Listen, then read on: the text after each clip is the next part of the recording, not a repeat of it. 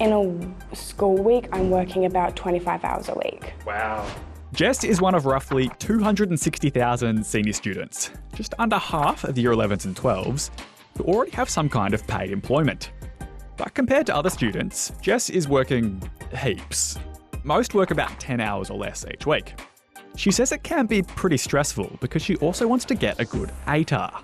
I am terrified going into year 12. Oh no! And while having a job in high school can have its upsides, money's a big one, independence, and picking up skills, too much work and your grades can get worse, which can get tricky heading into year 12. Some of that tension can be coming from what you think you should be doing, according to what your parents think. I used to do a lot more, and then my parents got a bit mad that I was doing too many. As soon as I was old enough, she's like, right, get those applications in. And at this point, I was already babysitting. She wants me to do well at school, but she also wants me to work more. Because of the subjects that I'm doing, they said it might get a bit too much. They wanted me to get into that headspace of working and getting into the workforce. There are times when I want to just quit my jobs entirely. According to this report from the Department of Social Services, almost half of working high schoolers said their job interfered with their life in some way, getting in the way of social stuff, organised activities like sport, and impacting their health and study. So, how do you juggle school and work? And should you even have a job in year 12? Dr. Genevieve Knight is an expert on going from school into the workforce. She reckons the sorts of jobs that students typically take on gives them skills that can help them land other jobs down the track. Teamwork, the discipline of reliability and turning up to work, and communication skills. But she says having one might not be the best move for every student. You need to be very organised to be able to manage all of your studies and your homework and fit it in around school. It may be better to give up the small amount of money that you might be earning. I've chosen not to get a job for this year so that I can fully focus on my 6th grade. Kavir says he's keen to do all he can to become an aircraft maintenance engineer one day, even if it means skipping some experience right now.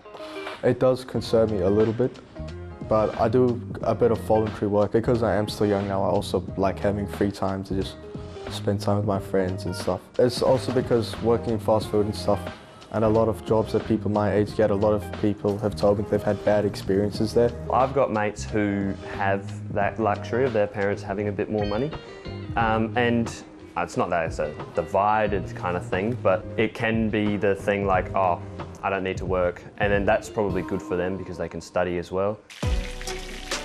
Samuel says early on he was keen to take on lots of shifts at the fast food restaurant he works at. It's like good to be there.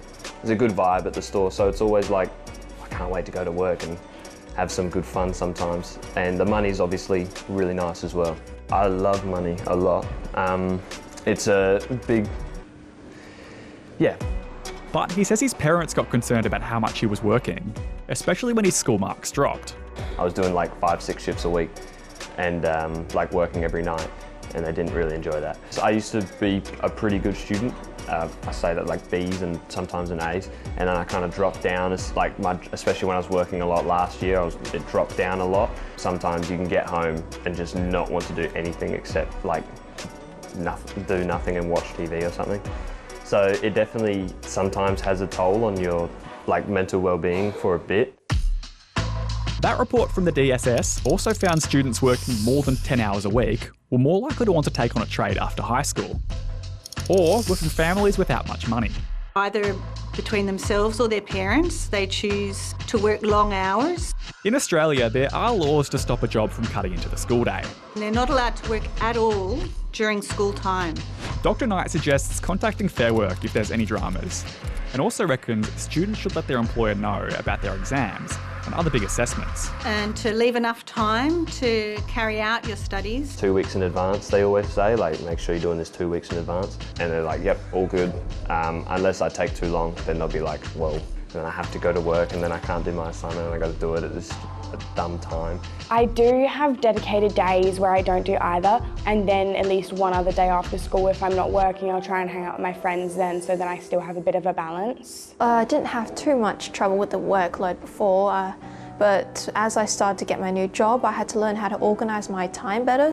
And Amanda reckons so far her cafe job has let her strike the right balance and says it's going pretty well. The money is part of it, but I also came there for the experience because I really like being a barista. I think having a job is great, you gain a lot of skills. First it's confidence because I have to deal with a lot of customers, I have to talk to a lot of them, see what they need, as well as trying to be really fast. How do you decide what's right for you? Like, how do you make that choice? That is the most difficult question you've asked so far. These are big life choices that you're choosing, but you can always change them. I still want good results in year 12, obviously. I might, if I'm like not doing well or anything, pull back a bit. I reckon I might have to leave one of my jobs just so I can focus more on the studying or cut back my hours. If you can manage your time well, definitely go for a job because you're going to need money. Don't rush into it if people are pressuring you to do it, because if you're not ready and you are working, it can make it really difficult and take a toll on your mental well-being. If you're not doing too much extra curricular activities, then it's definitely manageable. I don't know what my future looks like for next year, to be honest, but I know that I'm going to work my way through it.